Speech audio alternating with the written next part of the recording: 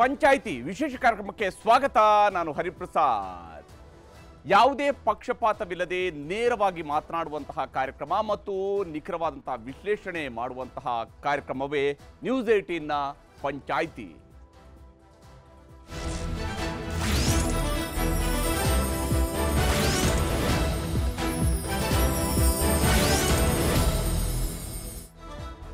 ಪಂಚಾಯಿತಿಯಲ್ಲಿ ನಾನು ಪ್ರತಿನಿತ್ಯ ನಿಮಗೆ ಎರಡು ಸುದ್ದಿಗಳನ್ನು ಹೇಳ್ತಾ ಇದ್ದೆ. ಆದರೆ ಇವತ್ತು ನಮ್ಮ ಪಂಚಾಯಿತಿಯಲ್ಲಿ ವಿಶೇಷ ಅತಿಥಿ ಇದ್ದಾರೆ.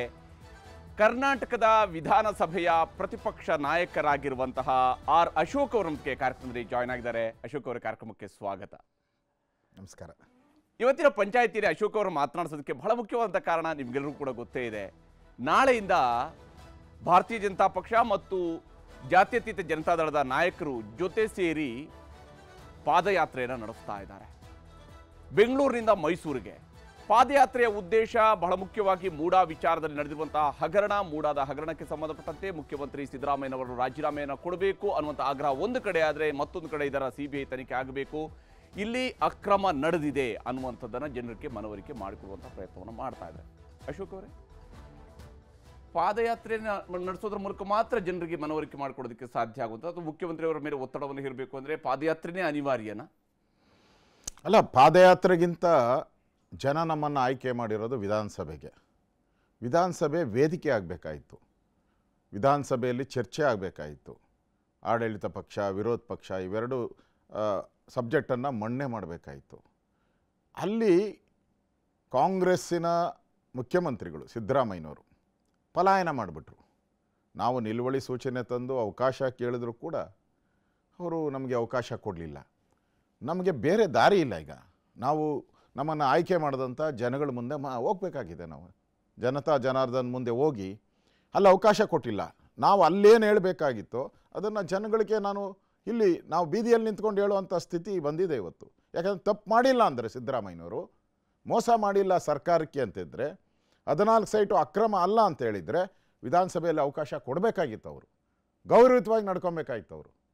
ಅವ್ರಿಗೆ ಸಮರ್ಥನೆ ಮಾಡೋಕ್ಕೆ ಅವಕಾಶ ಇತ್ತು. ಅಲ್ಲಿ ಸರ್ಕಾರದ ನಿಲುವನ್ನು ಹೇಳೋಕ್ಕೆ ಅವಕಾಶ ಇತ್ತು. ಯಾಕೆ ಕೊಡಲಿಲ್ಲ ಅವರು? ಯಾಕೆ ಕೊಡಲಿಲ್ಲ ಅಂತ ಹೇಳಿದ್ರೆ ತಪ್ಪು ಮಾಡಿದ್ದಾರೆ. ತಪ್ಪು ಮಾಡಿರೋದ್ರಿಂದ ಅವರು ಅಲ್ಲಿ ಪಲಾಯನ ಮಾಡಿ ಓಡೋಗಿದ್ದಾರೆ ಇವತ್ತು. ಅದೇ ಸಿದ್ದರಾಮಯ್ಯ ಪದೇ ಪದೇ ಹೇಳ್ತಾ ಇದ್ದಾರೆ, ಬಿಜೆಪಿಯವರ ಅವಧಿಯಲ್ಲಿ ಕೊಟ್ಟಿರುವಂಥ ಸೈಟ್, ನಾನು ಮುಖ್ಯಮಂತ್ರಿ ಆಗಿದ್ದಂಥ ಅವಧಿಯಲ್ಲಿ ಸೈಟ್ ಹಂಚಿಕೆ ಮಾಡಲಿಲ್ಲ.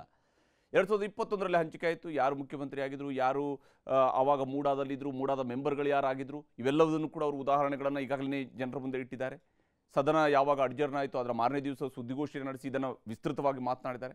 ಹಾಗಾದರೆ ಬಿಜೆಪಿ ಯಾವ ಕಾರಣಕ್ಕಾಗಿ, ಸಿದ್ದರಾಮಯ್ಯನವರ ಪ್ರಭಾವಕ್ಕೊಳಗಾಗಿ ಬಿಜೆಪಿ ತನ್ನ ಅವಧಿಯಲ್ಲಿ ಅವರಿಗೆ ಸೈಟ್ ಕೊಡುವಂಥ ಕೆಲಸವನ್ನು ಮಾಡ್ತಾ? ಸಿದ್ದರಾಮಯ್ಯನವರು ನೋಡಿ ಪದೇ ಪದೇ ಇದೇ ಉತ್ತರಗಳನ್ನು ಎಲ್ಲ ಮಾಧ್ಯಮದ ಮುಂದೆ ಜನಗಳ ಮುಂದೆ ಹೇಳ್ತಾ ಇದ್ದಾರೆ. ನಾನು ಕೇಳಿದ್ನ, ನಾನು ಅರ್ಜಿ ಹಾಕಿದ್ದೆ ಅಷ್ಟೇ, ನಾನು ಕೇಳಿದ್ನ, ಅವ್ರು ಕೊಟ್ಟಿದ್ದಾರೆ, ನಾನು ತೊಗೊಂಡಿದ್ದೀನಿ. ನಾನು ಹೇಳ್ತೀನಿ, ವಿಧಾನಸೌಧ ಹತ್ರನೇ ಇದೆ, ಇಲ್ಲೇ ವಿಧಾನಸೌಧ ಇದೆ, ಯಾರೋ ಬಂದು ವಿಧಾನಸೌಧ ಬರ್ಕೊಡ್ತೀನಿ ಅಂತ ತೊಗೊಂಬಿಡ್ತೀರ ನೀವು?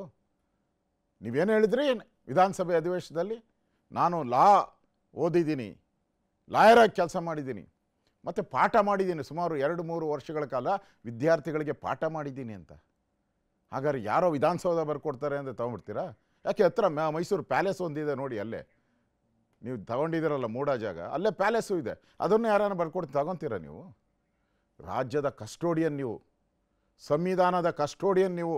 ಪ್ರತಿಯೊಂದು ಯಾರನ್ನ ಬರ್ಕೊಡ್ತಾರೆ ಅಂದರೆ ಕಣ್ಣು ಮುಚ್ಕೊಂಡು ತಗೊಳೋದಲ್ಲ, ನೀವು ಯೋಚನೆ ಮಾಡಬೇಕು. ನೀವು ಆ ಯೋಚನೆಯನ್ನು ಮಾಡದೆ ಲಾಭ ಬರುತ್ತೆ, ಅಲ್ಲಿ ಕಡಿಮೆ ಬೆಲೆ ಇದೆ, ಇಲ್ಲಿ ಜಾಸ್ತಿ ಬೆಲೆಗೆ ಸಿಗುತ್ತೆ ಅಂಥೇಳಿ ನೀವು ಸೈಟ್ಗಳನ್ನು ತಗೊಂಡ್ರಲ್ಲ, ಅದು ದಲಿತರ ಜಮೀನದು. ಇದನ್ನು ನಾವು ಪ್ರಶ್ನೆ ಮಾಡ್ತಾ ಇರೋದು. ಈ ಪ್ರಶ್ನೆಗೆ ನಿಮ್ಮ ಹತ್ರ ಉತ್ತರ ಇಲ್ಲ. ದಲಿತರ ಜಮೀನು ಡಿನೋಟಿಫೈ ಆಗಿತ್ತಲ್ಲ ಅಂತ, ಡಿನೋಟಿಫೈ ಆದ ನಂತರ ಪರ್ಚೇಸ್ ಮಾಡಿದ್ರಂತೆ. ಮಲ್ಲಿಕಾರ್ಜುನ ಸ್ವಾಮಿ ಅವ್ರ ನಂತರ ಪರ್ಚೇಸ್ ಮಾಡಿದ್ರು, ಬಾಮೈದ ಪರ್ಚೇಸ್ ಮಾಡಿದ್ರು, ನಂತರ ಹೆಂಡತಿಗೆ ಅರಿಶಿಣ ಕುಂಕುಮ ಅಂತೇಳಿ ಕೊಟ್ಟಿದ್ದಾರೆ. ಅದಕ್ಕಾಗಿ ಕೊಟ್ಟಿರುವಂತಹ ಜಮೀನಾಗಿತ್ತು ಅದು 3 ಎಕರೆ.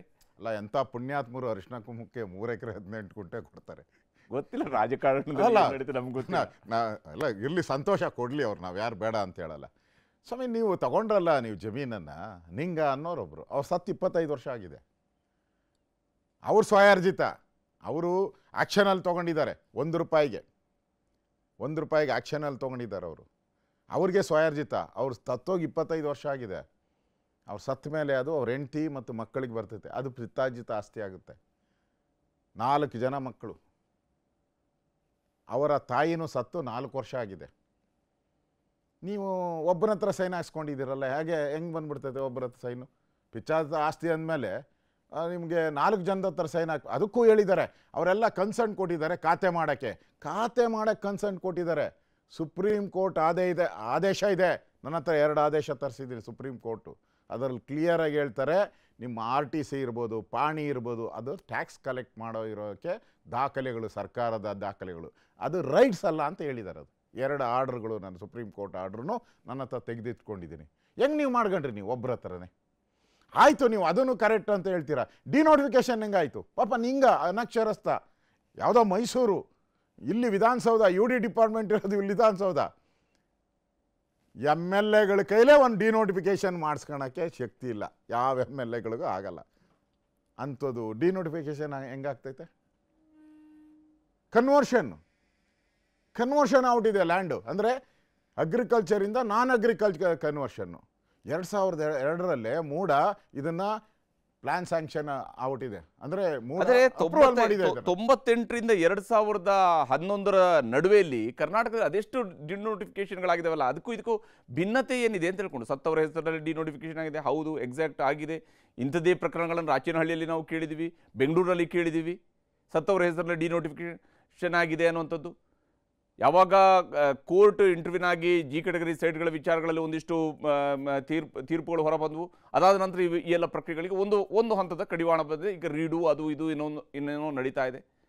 ಆದರೆ ತಪ್ಪು ಈಗ ಸಿದ್ದರಾಮಯ್ಯನವರು ಎಲ್ಲಿ ಮಾಡಿದ್ರೆ? ಸಿದ್ದರಾಮಯ್ಯ ಉಪಮುಖ್ಯಮಂತ್ರಿ ಆಗಿದ್ದ ಅವಧಿಯಲ್ಲಿ ತಪ್ಪು ಮಾಡಿದ್ರ, ಮುಖ್ಯಮಂತ್ರಿ ಆಗಿದ್ದಂಥ ಅವಧಿಯಲ್ಲಿ ತಪ್ಪು ಮಾಡಿದ್ರ, ಅಥವಾ ವಿರೋಧ ಪಕ್ಷ ಅವರ ಪತ್ನಿಯ ಹೆಸರಿನ ಜಮೀನನ್ನ ತೆಗೆದುಕೊಳ್ಳುವ ಸಂದರ್ಭದಲ್ಲಿ ತಪ್ಪು ಮಾಡಿದ್ರ?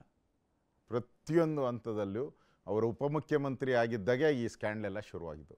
ಯಾವಾಗ JH ಪಟೇಲ್ ಅವರ ಸಂಪುಟದಲ್ಲಿ ಉಪಮುಖ್ಯಮಂತ್ರಿಗಳಾಗಿದ್ದಾಗ ಅಲ್ಲಿಂದ ಕೆಸರಲ್ಲಿ ಹೆಜ್ಜೆ ಇಟ್ಬಿಟ್ರು, ಅವರು ಕೊಚ್ಚೆಯಲ್ಲಿ ಹೆಜ್ಜೆ ಇಟ್ಟರು. ಅಲ್ಲಿಂದ ಇದು ಅಕ್ರಮಗಳು ಪ್ರಾರಂಭ ಆಗಿದ್ದು. ನೋಡಿ, ಆ ಕನ್ವರ್ಷನ್ ಮಾಡ್ತಾನೆ DC, ನಿಮಗೂ ಗೊತ್ತಿದೆ. ವಿಲೇಜ್ ಅಕೌಂಟೆಂಟ್ ಹೋಗಬೇಕು, revenue inspector, tahsildar, AC, DC, ಇಷ್ಟು ಜನ ಸ್ಪಾಟ್ ಇನ್ಸ್ಪೆಕ್ಷನ್ ಮಾಡಬೇಕು. ಅದರಲ್ಲಿ ಬರೀತಾರೆ, ಎಲ್ಲರೂ ಬರೀತಾರೆ.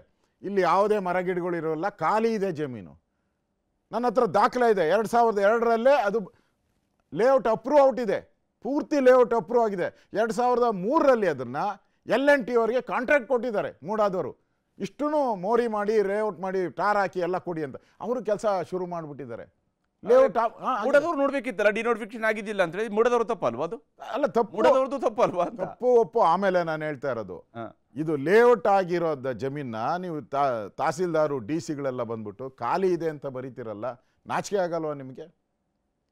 ಸಿದ್ದರಾಮಯ್ಯನವರು ಮತ್ತೆ ಅವರು ಉಪಮುಖ್ಯಮಂತ್ರಿ ಆಗಿದ್ರೆ 2004ರಲ್ಲಿ. ಹೌದು, ಮುಖ್ಯಮಂತ್ರಿ, ಜಿಲ್ಲಾ ಮಂತ್ರಿ, ಇಷ್ಟು ಆಗಿದ್ದಾಗ ನೀವು ಈ ಜಮೀನನ್ನು ನೀವು ಲೇಔಟ್ ಆಗಿ ರೋಡ್ ಫಾರ್ಮೇಷನ್ ಆಗಿರೋ ಅಂಥ ಜಮೀನು. ಮತ್ತು ಇನ್ನೊಂದು ಸರ್ಪ್ರೈಸ್ ಏನು ಅಂತಂದರೆ, 12 ಸೈಟು ಮೂಡಾದವರು ರಿಜಿಸ್ಟ್ರ್ ಮಾಡಿಕೊಟ್ಬಿಟ್ಟಿದ್ದಾರೆ. ಯಾರೋ ಅಪ್ಲೈ ಮಾಡಿದ್ರಲ್ಲ ಸೈಟು, ಅವ್ರಿಗೆ ರಿಜಿಸ್ಟ್ರ್ ಮಾಡಿಕೊಟ್ಟು ಪತ್ರನೂ ಕೊಟ್ಬಿಟ್ಟಿದ್ದಾರೆ. ಇಂಥ ಜಮೀನು ಹೋಗಿ ನೀವು ಕನ್ವರ್ಷನ್ ಮಾಡಿಸಿದ್ದೀರಲ್ಲ, ಒತ್ತಡ ಇಲ್ದಿರ ಹೆಂಗೆ ಮಾಡ್ತೀರಾ? ಸಾಧ್ಯನಾ? ಸಾಮಾನ್ಯ ಒಬ್ಬ ಮನುಷ್ಯ, ರೈತ, ಇಷ್ಟೆಲ್ಲ ಲೇಔಟ್ ಆಗಿ, ಮೋರಿಯಾಗಿ ಎಲ್ಲ ಆಗಿರೋದನ್ನ ಇದು ಖಾಲಿ ಇದೆ ಜಮೀನು ಅಂತೇಳಿ ಕನ್ವರ್ಷನ್ ಮಾಡೋ ತಾಕತ್ತಿರೋದು ಯಾರಿಗೆ? ಅದು ಸಿದ್ದರಾಮಯ್ಯನವ್ರಿಗೆ. ಜಿಲ್ಲಾ ಮಂತ್ರಿಯಾಗಿ, ಮುಖ್ಯಮಂತ್ರಿಯಾಗಿ, ಅದೇ ಇಲ್ಲಿ ಮೇಯ್ನ್ ಪ್ರಶ್ನೆ ಇರೋದು. ಅಲ್ಲೇ ನೀವು ತಪ್ಪು ಮಾಡಿರೋ ಅಂಥದ್ದು, ಅಲ್ಲೇ ಮೋಸ ಮಾಡಿರೋದು, ಅಲ್ಲೇ ವಂಚನೆ ಮಾಡಿರ್ಬೋದು, ಅಲ್ಲೇ ಸ್ವಜನ ಪಕ್ಷಪಾತ ಮಾಡಿರೋದು, ಅದೇ ಪಾಯಿಂಟಲ್ಲಿ ನೀವು ಅದಕ್ಕೆ ಇವತ್ತು ಜನಗಳ ಮುಂದೆ ಅಪರಾಧಿಯಾಗಿ ನಿಂತಿದ್ದೀರ. ಆದರೆ ನೀವು ಈಗ ಪಾದಯಾತ್ರೆ ಮಾಡೋದಕ್ಕೆ ಸಂದರ್ಭದಲ್ಲಿನೇ ಉಪಮುಖ್ಯಮಂತ್ರಿಗಳ ನೇತೃತ್ವದಲ್ಲಿ ಈಗಾಗಲೇ ಜನಾಂದೋಲನದ ಒಂದು ಕಾರ್ಯಕ್ರಮವನ್ನು ಕಾಂಗ್ರೆಸ್ನವರು ಶುರು ಮಾಡಿದ್ದಾರೆ. ಕಾಂಗ್ರೆಸ್ನ ಜನಾಂದೋಲನ ನೀವು ಹೋಗೋದ್ರ ಒಂದು ದಿವಸ ಮೊದಲೇ ಅವರು ಒಂದಿಷ್ಟು ಪ್ರಶ್ನೆಗಳನ್ನು ನಿಮ್ಮ ಮುಂದೆ ಕೇಳ್ಕೊಂಡು ಹೋಗ್ತಾ ಇದ್ದಾರೆ. ಏನು ಹೇಳ್ತೀರಿ ಹಾಗಾದರೆ? ಅವರು ಅದೇನು ಹೇಳ್ತಾರಲ್ಲ, ಟ್ರೈನ್ ಹೋದ್ಮೇಲೆ ಟಿಕೆಟ್ ತಗೊಂಡಾಗ ಆಯಿತು. ಅವರು ಅಪೋಸಿಷನ್ ಪಾರ್ಟಿ ಇದ್ದಾಗ ಇದನ್ನೆಲ್ಲ ಕೇಳಬೇಕಾಯ್ತು. ನಾವು ರೂಲಿಂಗಲ್ಲಿದ್ರಿ, BJPಯವರೇ ನೀವು ಇಷ್ಟೆಲ್ಲ ಅನ್ಯಾಯ ಮಾಡಿದ್ದೀರಾ ಅಂತೇಳಿ ನಮ್ಮನ್ನು ಬೀದಿಯಾಗಿ ನಾವು ಹೆಂಗೆ ಪಾದಯಾತ್ರೆ ಮಾಡ್ತಾ ಇದ್ದೀರಿ, ನಾವು ಹೆಂಗೆ ಇವ್ರನ್ನ ಅಪರಾಧಿ ಸ್ಥಾನದಲ್ಲಿ ನಿಲ್ಲಿಸಿದ್ರಿ ಅವತ್ತು ಕೇಳಬೇಕಾಯಿತು. ಟ್ರೈನ್ ಹೋದ್ಮೇಲೆ ಟಿಕೆಟ್ ಅಂತಾರೆ. ಈಗ ನಮ್ಮಲ್ಲಿ ಯಾರು 33 ಜನ ಇದ್ದಾರೆ ಅವರು ಮಂತ್ರಿಗಳು ರಾಜೀನಾಮೆ ಕೊಡೋಕ್ಕೆ. ನಮ್ಮಲ್ಲಿ ಯಾವುದು ರಾಜೀನಾಮೆ ಕೊಡೋ ಪೋಸ್ಟ್ ನಮ್ಮ ಹತ್ರ ಯಾವುದೂ ಇಲ್ಲ ಈಗ. ಆದರೆ ಅಶೋಕ್ ಅವರು, ನಿಮಗೆ ನಾನು DCM DK ಶಿವಕುಮಾರ್ ಅವರು ಇವತ್ತು ಕೇಳಿರುವಂಥ 4 ಪ್ರಶ್ನೆಗಳು ತೋರಿಸ್ತೀನಿ. ಅದರಲ್ಲಿ ಭಾಳ ಮುಖ್ಯವಾಗಿ ಅವರು ನೇರವಾದಂಥ ಆರೋಪವನ್ನು BJPಯ ಸರ್ಕಾರದ ಅವಧಿಯಲ್ಲಿ ಇಷ್ಟೆಲ್ಲ ಹಗರಣ ನಡೆದಿದೆ ಅನ್ನೋದನ್ನ ಹೇಳ್ತಾ ಹೋಗಿದ್ದಾರೆ. ಉಪಮುಖ್ಯಮಂತ್ರಿ DK ಶಿವಕುಮಾರ್ ಅವರ ಮಾತುಗಳನ್ನು ನಿಮಗೆ ತೋರಿಸ್ತೀನಿ. ಭೂಮಿ ನಿಗಮದಲ್ಲಿ 87 ಕೋಟಿ, ಕೃಷಿ ಮಾರುಕಟ್ಟೆ ಎಲ್ಲಿ ಆಗಿರುವಂತ ಹಗರಣ ಸುಮಾರು ಅಲ್ಲಿ ಕೃಷಿ ಮಾರುಕಟ್ಟೆಗಳಲ್ಲಿ 47 ಕೋಟಿ, ಕರ್ನಾಟಕ ಕೃಷಿಕುಲ ಮಾರ್ಗ ಮಂಡಳಿಯಲ್ಲಿ 24 ಕೋಟಿ. ಯಾರು ಮುಖ್ಯಮಂತ್ರಿ ಆಗಿದ್ರು, ಯಾರು ಮಂತ್ರಿ ಆಗಿದ್ರು, ಯಾರು ಚೇರ್ಮನ್ ಆಗಿದ್ರು, ಏನಾಗಿದ್ರು ತಾವು ಹೇಳ್ಬೇಕು. ದೇವರಾಜ ಸ್ಟ್ರಕ್ ಟರ್ಮಿನಲ್ ಅಂತ ವೀರಯ್ಯ ಪಾಪ ಅವನು ಮಂತ್ರಿ MSc ಇದ್ದ, 47 ಕೋಟಿ ಹಂಗೆ ನುಂಗ್ಬಿಟ್ಟು 87, 47, 24, 48 ಇಷ್ಟು ಕೋಟಿಗಳ ಹಗರಣ ನಿಮ್ಮ ಅವಧಿಯಲ್ಲೂ ಕೂಡ ಆಗಿದೆ ಅಂತ. ಅಲ್ಲ, ಅವಾಗ ಯಾಕೆ ಬಾಯಿ ಮುಚ್ಕೊಂಡಿದ್ದೀರಿ? ನಿಮ್ಗೇನಾನ ಅದ್ರಲ್ಲಿ ಕಮಿಷನ್ ಬಂದಿತ್ತಾ? ಯಾರನ್ನ ಕಾಪಾಡಿದ್ರಿ ನೀವು? ಅವಾಗ ಬೀದಿಗೆ ಹೇಳ್ಬೇಕಾಯ್ತಲ್ಲ BJPಯವರು ಇಷ್ಟು ಹಗರಣ ಮಾಡಿದ್ದಾರೆ ಅಂತ. ಯಾಕೆ ಹೇಳಲಿಲ್ಲ? ಯಾರು ನಿಮ್ಮ ಕೈಯನ್ನು ಕಟ್ಟಾಕಿದ್ದವರು ಅವತ್ತು? ಯಾರು ನಿಮ್ಮ ಬಾಯಿಯನ್ನು ಮುಚ್ಚಾಕಿದ್ದವರು? ಇವತ್ತು ಮೂಢ ಹಗರಣ ಬಂದಿದೆ, ಸಿಕ್ಕಾಕ್ಕೊಂಡಿದ್ದೀರಾ. ಅದನ್ನು ಮುಚ್ಚಾಕಕ್ಕೆ ಈ ಒಂದು ಮಾತುಗಳನ್ನೇ ಹೇಳ್ತಾ ಇದ್ದೀರಾ. ನೀವು ಯಾವತ್ತು ಆ ಹಗರಣಗಳನ್ನು ತೆಗಿಯೋಕ್ಕೆ ನಿಮಗೆ ಜನ ಅಧಿಕಾರ ಕೊಟ್ಟಿದ್ರು, ಆ ಚೇರಲ್ಲಿ ಕೂತಿದ್ರಿ, ಅವತ್ತು ಯಾಕೆ ಬಾಯಿ ಮುಚ್ಕೊಂಡಿದ್ರಿ? ಇವತ್ತು ಯಾಕೆ ಆಚೆ ಬಂದು ಮಾತಾಡ್ತಾ ಇದ್ದೀರಾ? ಇದನ್ನು ಜನ ಕೇಳ್ತಾ ಇದ್ದಾರೆ ಇವತ್ತು. ನಿಮ್ಗೆ ಅದಕ್ಕೆ ಉತ್ತರ ಕೊಡಿ, ಆಮೇಲೆ ನಾವು ನಿಮ್ಗೆ ಉತ್ತರಗಳನ್ನು ಕೊಡ್ತೀರ. ಆದರೆ ಮುಖ್ಯಮಂತ್ರಿ ಸಿದ್ದರಾಮಯ್ಯನವರು ಒಂದು ಮಾತನ್ನು ಹೇಳಿದ್ದಾರೆ, ಅದನ್ನು ಕೂಡ ನಿಮಗೆ ತೋರಿಸ್ತೀನಿ. ಮುಖ್ಯಮಂತ್ರಿ ಸಿದ್ದರಾಮಯ್ಯನವರು ಹೇಳಿರುವಂತಹ ಮಾತು ಭಾಳ ಮುಖ್ಯವಾಗಿ ರಾಜ್ಯಪಾಲರ ಕ್ರಮದ ಬಗ್ಗೆ ಅವರು ಕೇಳ್ತಾ ಇದ್ದಾರೆ. ರಾಜ್ಯಪಾಲರು ಇವತ್ತು ಏನು ನೋಟಿಸ್ ಕೊಟ್ಟಿದ್ದಾರೆ, ಶೋಕಾಸ್ ನೋಟಿಸ್ ಕೊಟ್ಟಿದ್ದಾರೆ. ನನಗೇನು ಹೆದರಿಕಿಲ್ಲ ಅನ್ನುವಂಥದ್ದನ್ನು ಹೇಳ್ತಾನೆ. ರಾಜ್ಯಪಾಲರು ಕೇಂದ್ರ ಸರ್ಕಾರದ ಏಜೆಂಟ್ ರೀತಿಯಲ್ಲಿ ಕೆಲಸ ಮಾಡ್ತಾ ಇದ್ದಾರೆ. ಇದು ಸಿದ್ದರಾಮಯ್ಯನವರು ಹೇಳ್ತಾರಂತ ಮಾತು ನಿಮಗೆ ಕೇಳಿಸ್ತೀನಿ. ನನಗೆ ಯಾಕೆ ಹೆದರಿಕೆ? ಟೆಲ್ ಮೀ, ನನಗೆ ಯಾಕೆ ಹೆದರಿಕೆ? ಕಾನೂನು ರೀತಿ ಅವರು ಮಾಡಿಲ್ಲ, ನಾನು ಯಾಕೆ ಹೆದರ್ಕೋಬೇಕು? ಕಾನೂನು ತಪ್ಪು ಮಾಡಿದ್ರೆ ತಾನೇ ಹೆದರ್ಕೋಬೇಕು. ನಾ ತಪ್ಪೇ ಮಾಡಿಲ್ವಲ್ಲ. ಒಬ್ಬ ಅವನ ಆಂಟಿಜೆಂಟ್ಸ್ ನೋಡಿದಾಗ ಅವನೊಬ್ಬ ಬ್ಲ್ಯಾಕ್ ಮೇಲರು. ಅವನ ಕಂಪ್ಲೇಂಟ್ ಮೇಲೆ ನೀವು ಆಕ್ಟ್ ಮಾಡಿರ್ತಕ್ಕಂಥದ್ದು ಕಾನೂನು ಬಾಹಿರವಾಗಿರ್ತಕ್ಕಂಥ ವಿಚಾರ. ಅವನು ಈ ಥರದ್ದು ಅನೇಕ ಜನರಿಗೆ ಇಂಥದೇ ನೋಟಿಸ್ ಕಂಪ್ಲೇಂಟ್ಗಳನ್ನು ಕೊಡ್ತಾ ಇದ್ದಾನೆ. ಅದು ಯಾವುದೇ ಅಫೆನ್ಸನ್ನು ನಾನು ಮಾಡಿಲ್ಲ. ಅಷ್ಟೊಂದು ಆತುರವಾಗಿ ಕೊಟ್ಟಿದ್ದಾರಲ್ಲ. ಅದೇ ಜೊಲ್ಲೆ ಮೇಲೆ ಕಂಪ್ಲೇಂಟ್ ಇದೆ, ಮುರುಗೇಶ್ ನಿರಾಣಿ ಮೇಲೆ ಕಂಪ್ಲೇಂಟ್ ಇದೆ, ಜನಾರ್ದನ್ ರೆಡ್ಡಿ ಮೇಲೆ ಕಂಪ್ಲೇಂಟ್ ಇದೆ. ಅವ್ರ ಮೇಲೆ ಏನು ಮಾಡಲ್ಲ, ವರ್ಷಗಟ್ಟಲೆ ಇದೆ. ಅವ್ರ ಮೇಲೆ ಯಾಕೆ ಮಾಡಲಿಲ್ಲ? ನನಗೆ ಯಾವ ಕಾರಣಕ್ಕೆ ಹಾಗಾದರೆ ರಾಜ್ಯಪಾಲರು ಪಕ್ಷಪಾತಿಯಾಗಿದ್ದಾರೆ? ಅವರು 3 ಪ್ರಶ್ನೆ. ಫಸ್ಟ್ ಪ್ರಶ್ನೆ ಹೇಳಿದ್ದಾರೆ, ನಾನು ಭಯ ಬೀಳಲ್ಲ ಅಂತ. ಭಯ ಬಿಡ್ದಿಲ್ಲ ಅಂದರೆ ಅಸೆಂಬ್ಲಿಯಿಂದ ಯಾಕೆ ಕೊಡೋದ್ರಿ ನೀವು? ಹೇಳ್ಬೇಕಾಯ್ತಲ್ಲ, ನಾವು ರೆಡಿ ಇದ್ದಿದ್ದೀರಿ, ಸ್ಪೀಕರ್ ಅವರೇ ಅನುಮತಿ ಕೊಡಿ, ನಾವು ಚರ್ಚೆಗೆ ರೆಡಿ ಇದ್ದೀರಿ ಅಂತ ಹೇಳಿದರೆ ನೀವು ಮುಖ್ಯಮಂತ್ರಿ ಸ್ಥಾನಕ್ಕೆ ಅರ್ಹರಾಗಿದ್ರಿ. ಭಯ ಬಿದ್ದಿಲ್ಲ, ಸಿದ್ದರಾಮಯ್ಯ ಭಯ ಬೀಳಲ್ಲ ಅನ್ನೋದು ಅರ್ಥ ಆಗ್ತಾಯಿತ್ತು. ಓಡೋದ್ರಿ, ಭಯ ಬಿದ್ದಿರಿ. ಎರಡನೇದು ರಾಜ್ಯಪಾಲರ ಬಗ್ಗೆ ಹೇಳಿದ್ದಾರೆ.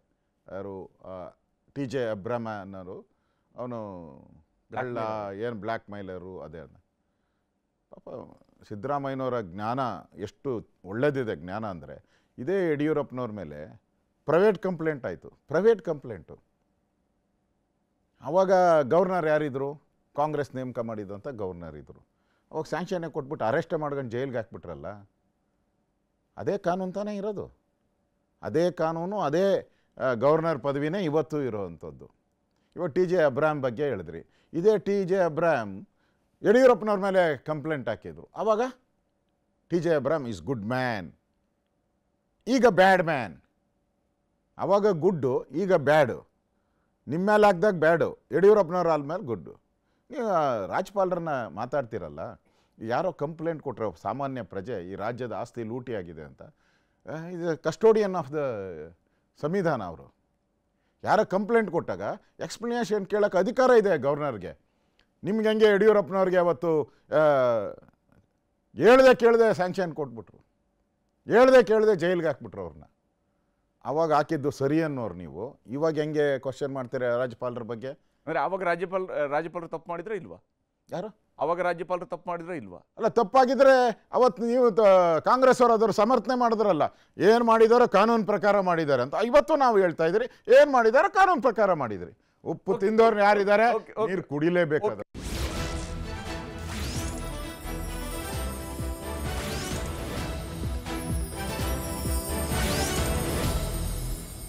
ಕನ್ನಡಿಗರ ನೆಚ್ಚಿನ ನ್ಯೂಸ್ 18 ಕನ್ನಡ ಈಗ ವಾಟ್ಸ್ಆಪ್ನಲ್ಲೂ ಲಭ್ಯ. ಕರ್ನಾಟಕ, ದೇಶ ವಿದೇಶಗಳ 360 ಡಿಗ್ರಿ ಸುದ್ದಿಯ ವಿವರಗಳನ್ನ ನಿಮ್ಮ ಕೈ ಬೆರಳುಗಳಲ್ಲೇ ಪಡಿಲಿಕ್ಕೆ ಈ QR ಕೋಡ್ ಅನ್ನ ಸ್ಕ್ಯಾನ್ ಮಾಡಿ, ನಮ್ಮ ಚಾನಲ್ ಫಾಲೋ ಮಾಡಿ, ನೋಟಿಫಿಕೇಶನ್ ಆನ್ ಮಾಡಿ.